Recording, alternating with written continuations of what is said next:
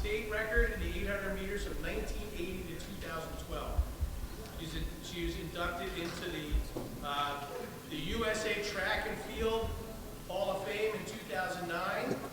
She was a runner at the University of Tennessee. She was named in the New Jersey Hall of Fame and the Lady Vol Hall of Fame in 2001. She was named the Star Ledger Athlete of the Century. Okay, she is the daughter of two noted educators, Joetta Clark, and Principal Dr. Joe Clark, who was portrayed by Morgan Freeman in the popular movie Lean on Me. Anybody see that movie? It's a little past you guys. Great movie if you ever get a chance to see it. She is a four-time Olympian. Her daughter is currently following in her footsteps at the University of Florida and is a world champion, NCAA, USA champion, academic All-American, and student athlete. Okay? We're going to watch a little video and then we're going to learn all there is to know about Joetta. Okay, so we can start the video.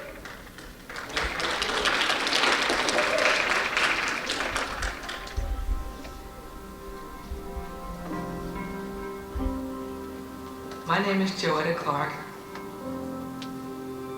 I think that people tend to look at other people and devalue what they've done.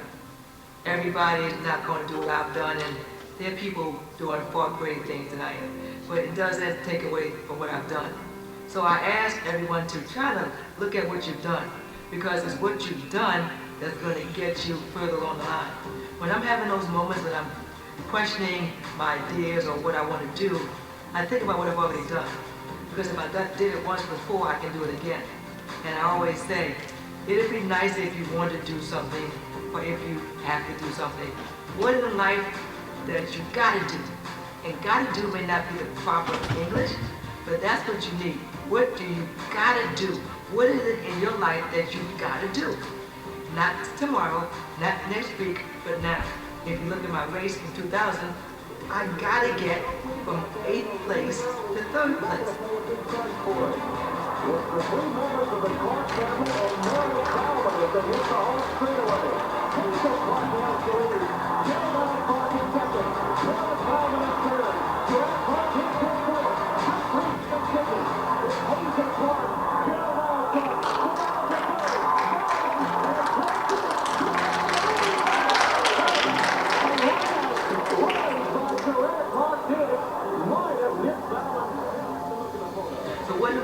You gotta do.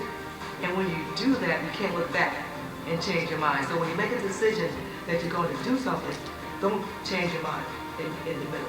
Because when you do that, it kind of deflates the gotta do. Because the gotta do is in your heart. You know you gotta do that.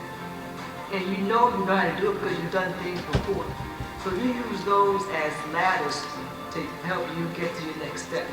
When you're ready, when it's your time, you have to show up. And don't blame anyone when you don't. And when you show up, you have to show out. So that's what I want to do in life. I want to do as an athlete, and that's what I want to do in business. I want to be able to show up and show out. So when I leave here, my legacy will be that Joetta cared, she was kind, she worked hard, and wherever she was, you knew she was there because she showed out. Not for herself, but for the people that she was speaking for, the people that she was helping, and the people that she believed in.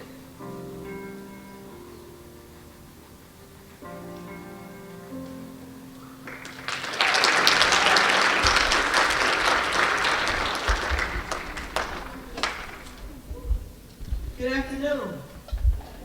Oh, wow. I drove a long ways down here. I even drove myself to get down here.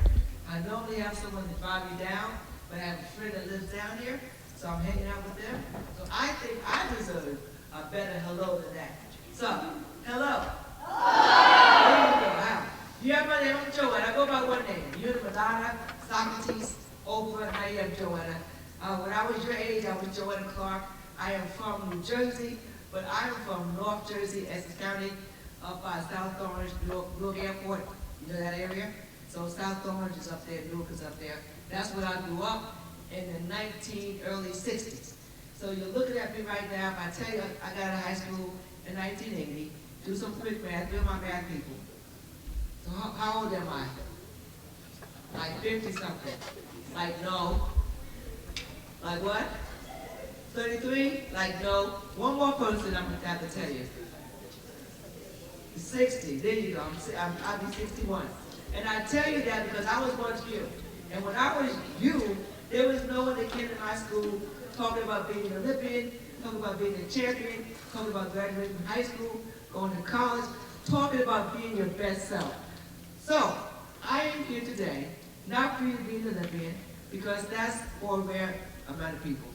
A one-time, two-time, three-time, or four-time Olympian, that's not my goal today. My goal today is to help you understand that you all are champions, and for you to figure out what you are the champion of. Now, you're in here, and I know that you're student athletes, so we have various sports. I go back to the 70s when Title IX was just coming around, and I was very instrumental in that. And we didn't have the soccer, lacrosse.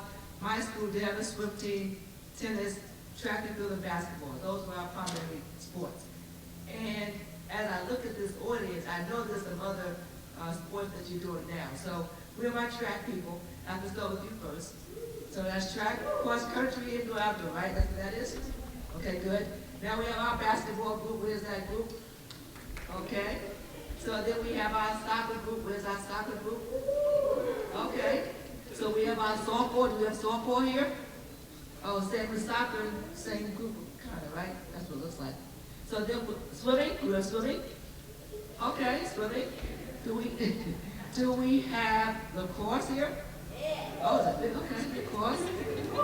Let's see. Field hockey. Do you do that here? Oh, you do all of them. Okay. Did we do swimming? We didn't swim. Just one? I did it. Okay. Swimmers. I missed. Let me think.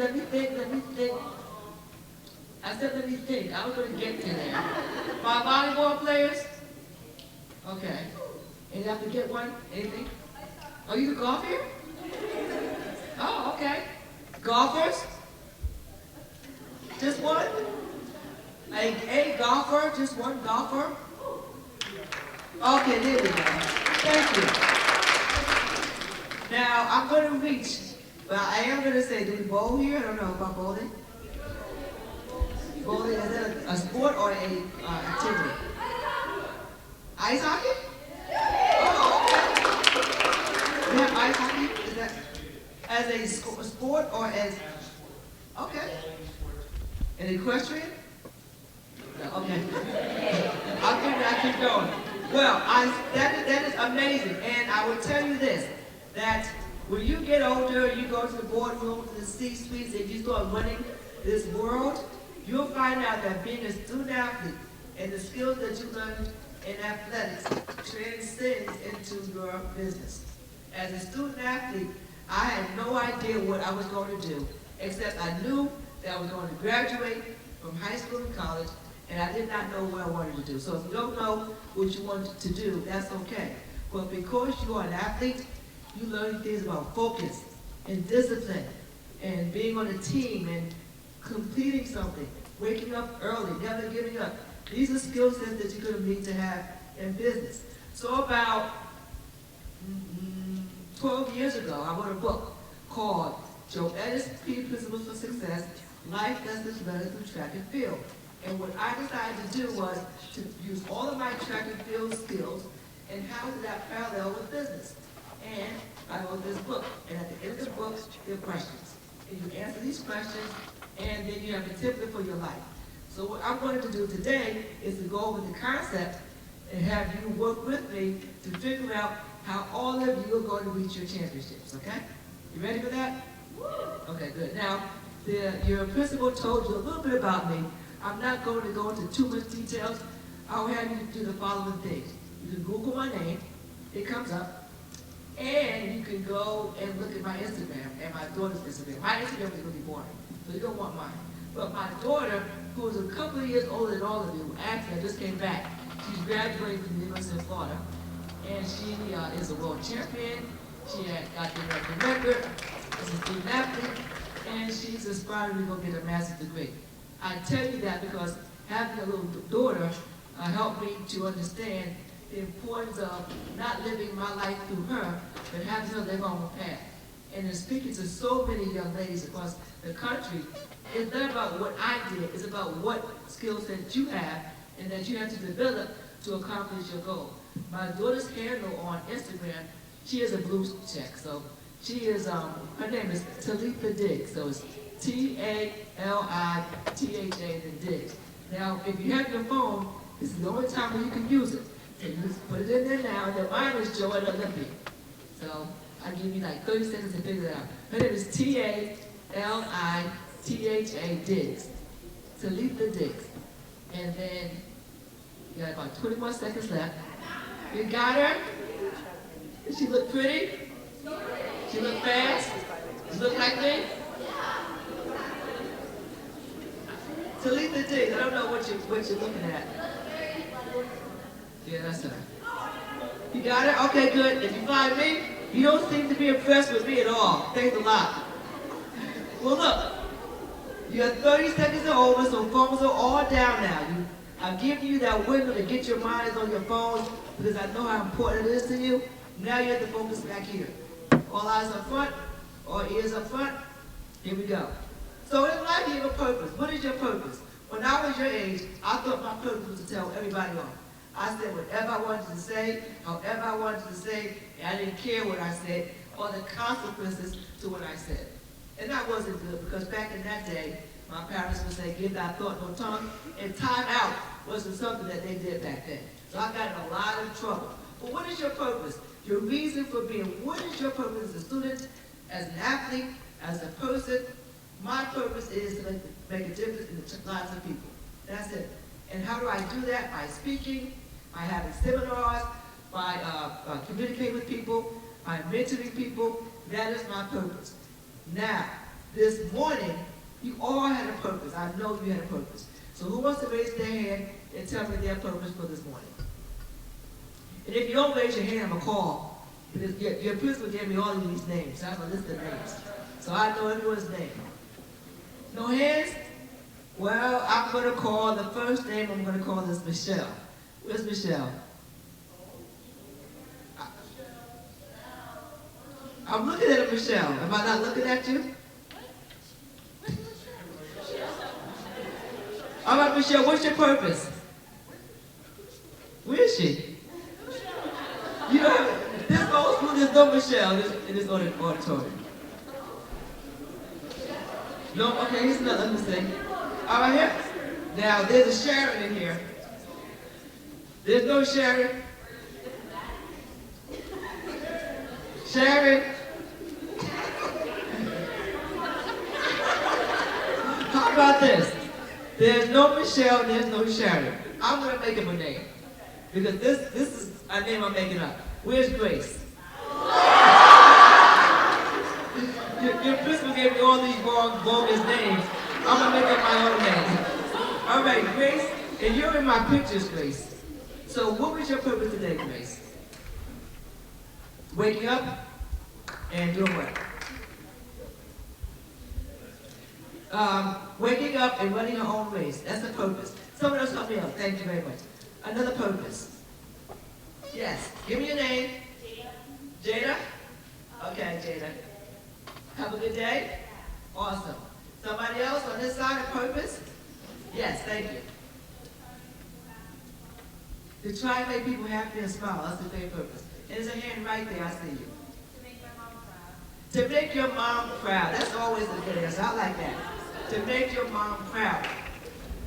Now, I start with that because if you don't know your purpose, if you don't know your why, if you don't know your reason, your raison d'etre, your reason for being, if you don't know your purpose, you're off-centered. As an athlete, our purpose is to push our body to the max and to compete at our best ability. That's it. Sometimes you're going to win, sometimes you're going to lose. But I often say you only lose if you fail to get back up and try again. Your principal said I was undefeated in high school. Well, that's the truth. I did not lose one single race in the 4 years of competition. I won the sectionals, the all groups, and admitted champions 4 consecutive years. I'm the only athlete in history.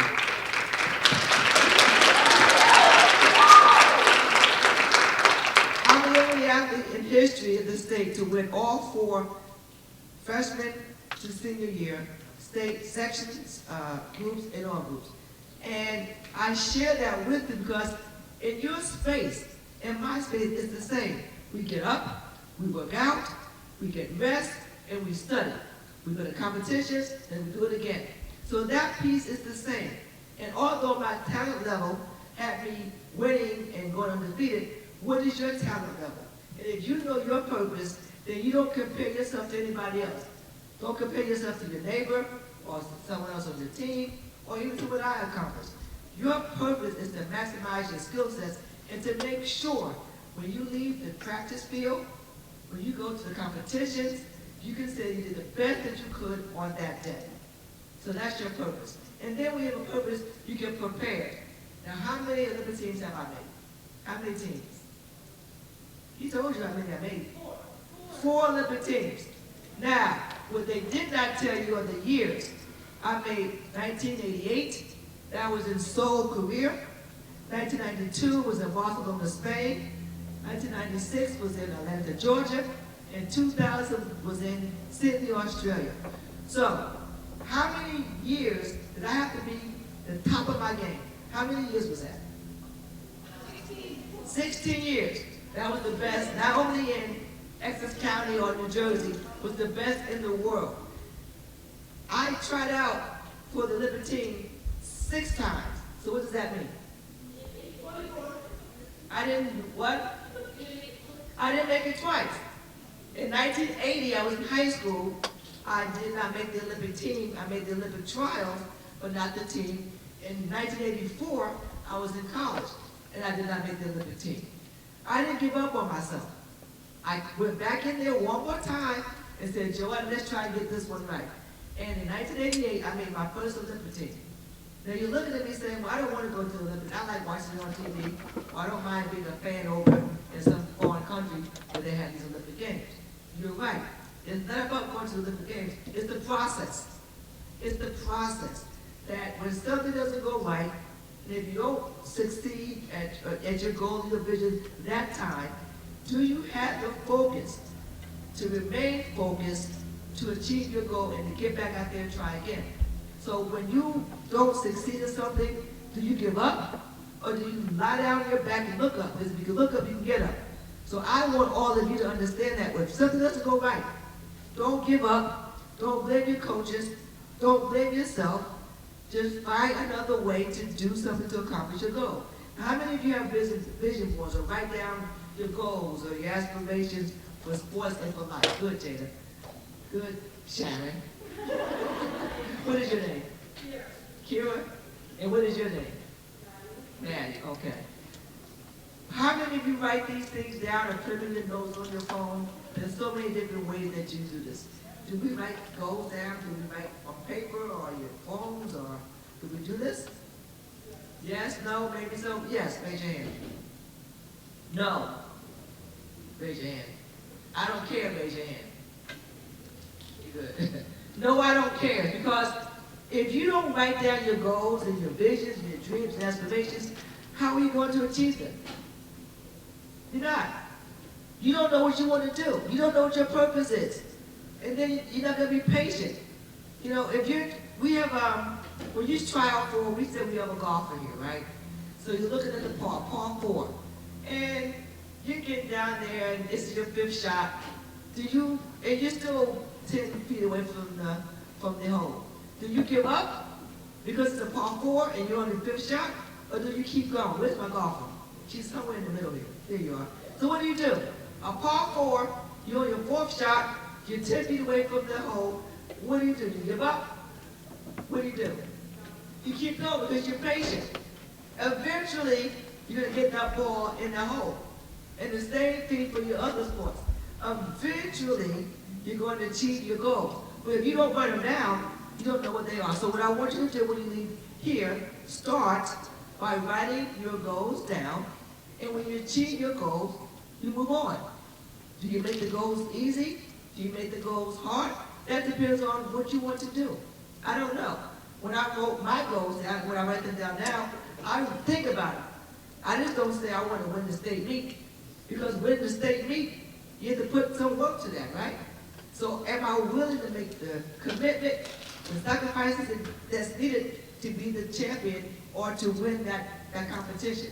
When you're doing a team sport, it's a little different, because you may have a goal, but if you're playing basketball and the other 4 women aren't on the same page as you, that doesn't work. You know, we always say teamwork makes what? Makes the dream work. So make your dream work individually, and then collectively as a team, you'll do better. Be patient. When I was 15 years old, I made my first USA senior team.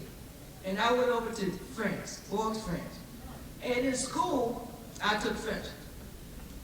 And I thought that I could speak French because I was getting A's in French. So I went over there.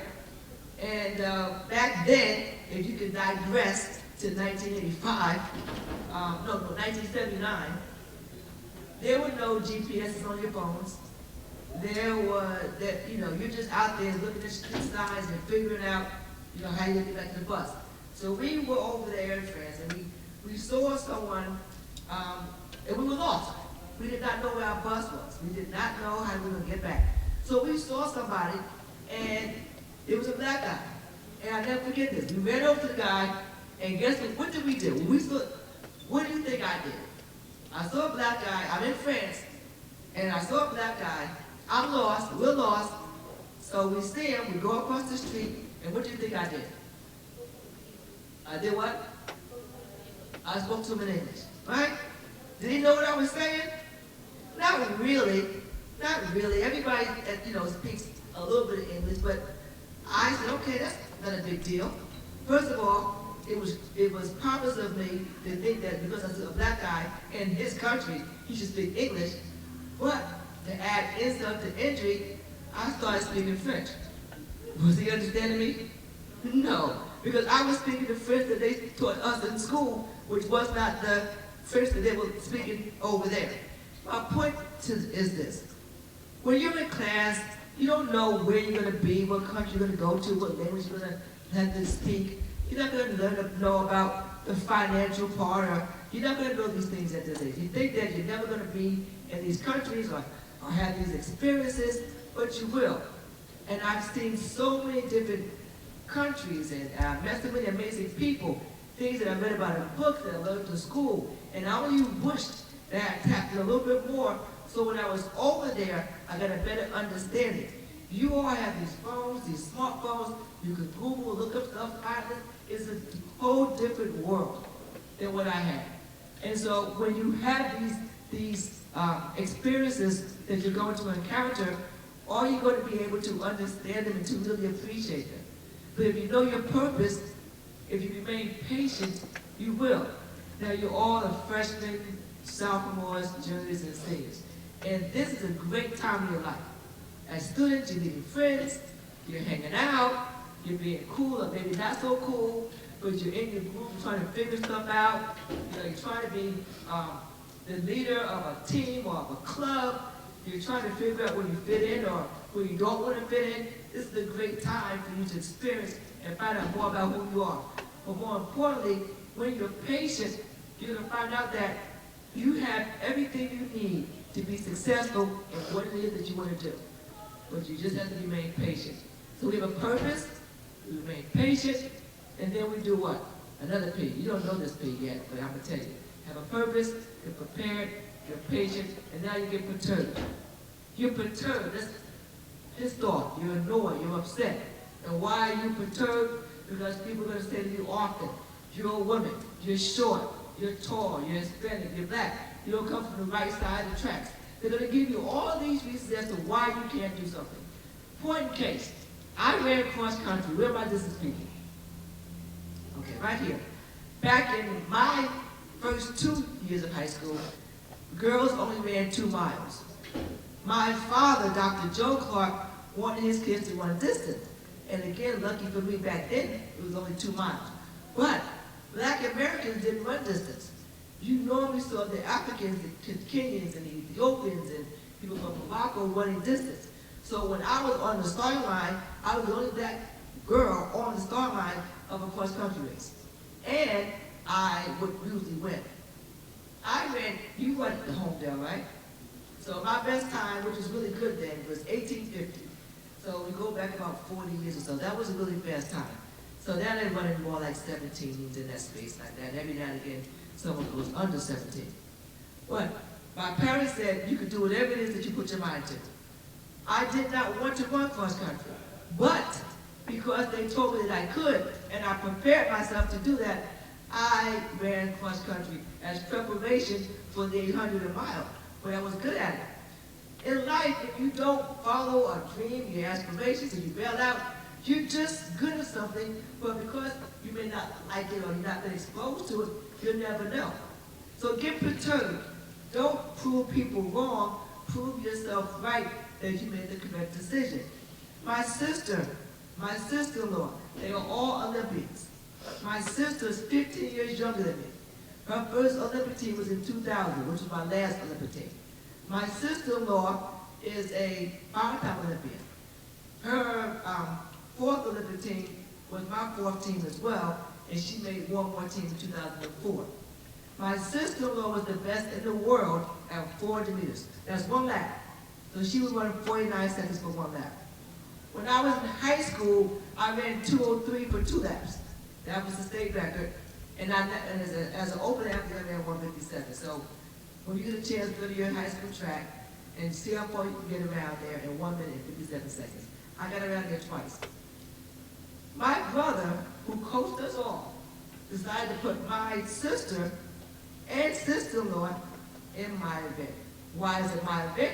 Well, I had made 3 Olympic teams, and I had been running it for over 24 years, so I would think it was my event.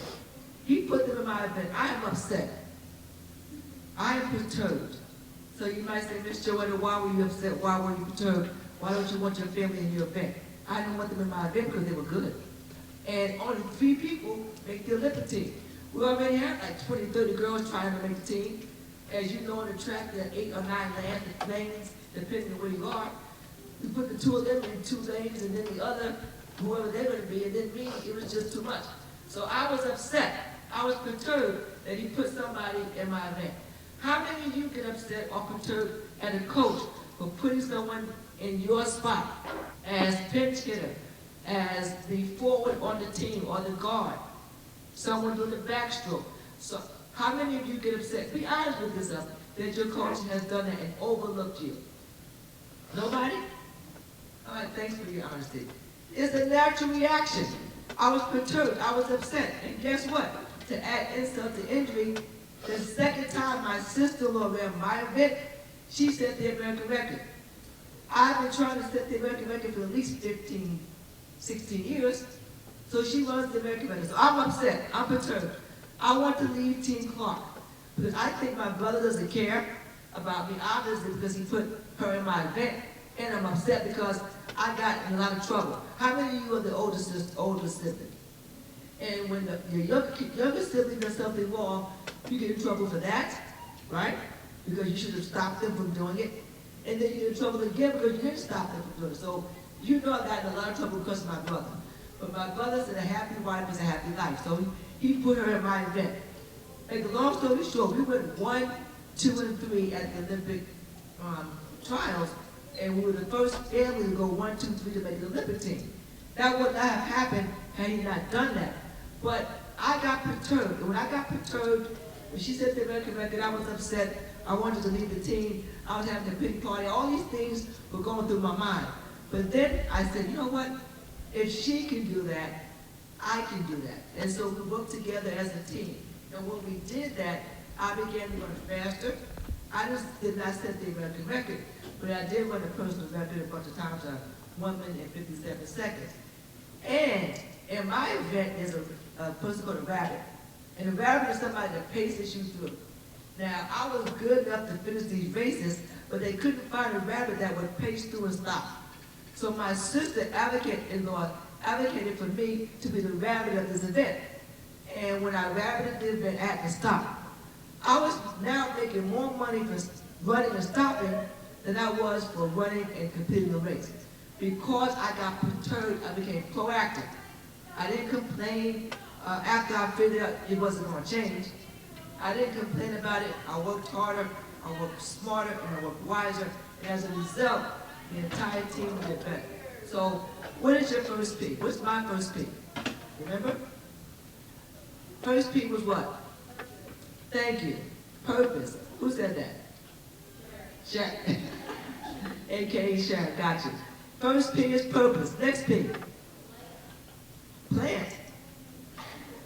I'm gonna say plant, but that's a P. Have a purpose. And you do what? Before P. That's okay. That is a P, but not the next P. You have a purpose, and then you have to get ready. What is that? Prepare. And then you are patient. You know what? You want to stay in peace, but they're out of off order. Let's get some order here. First P is what?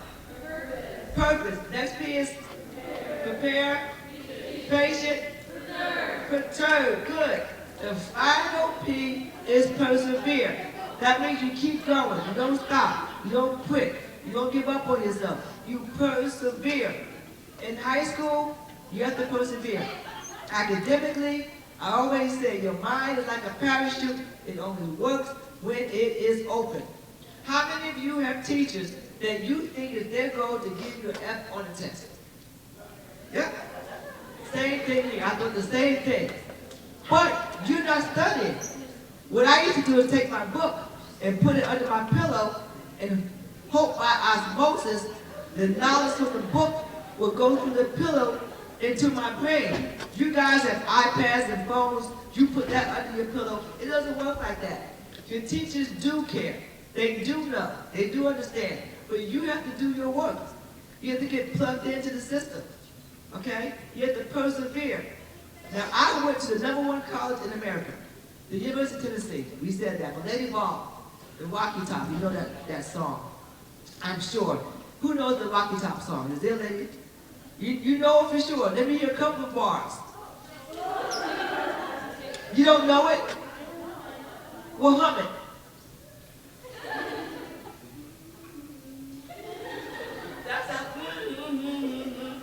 That's not enough. Do better than that.